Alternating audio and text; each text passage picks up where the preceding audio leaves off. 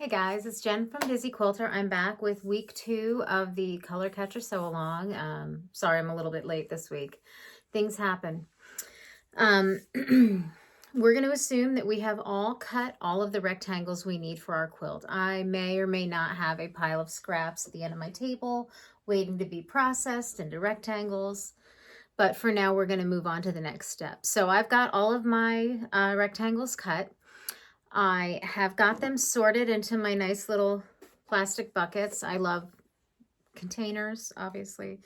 Like every not organized person does, I buy more containers to try to organize my mess. It never works, but for this project, I've got all my purples in here.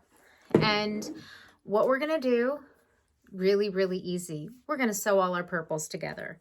I'm going to just go through my bin and sew one purple next to another purple. I'm not going to spend a lot of time looking at them. I'm not going to worry about if I have this particular pair twice in the quilt.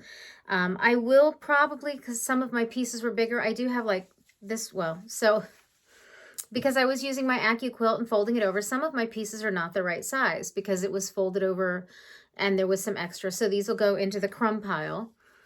And these ones, because I have a lot of this particular one, I may kind of keep an eye on it and make sure I don't use more than like 4 or 5 in the quilt, because I don't want to have one clump of a lot of the same fabric. So I'll probably go through a little bit and make sure that I don't have a lot of repeats. It's okay to have some repeats, but for me, I like to have a huge assortment of fabric as opposed to a lot of one. Your quilt can have whatever you want.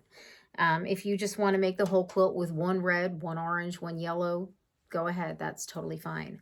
I like to do a scrappy quilt. I ideally would like it to be a charm quilt where every piece of fabric is different, but I never get there. That's just too many pieces of fabric.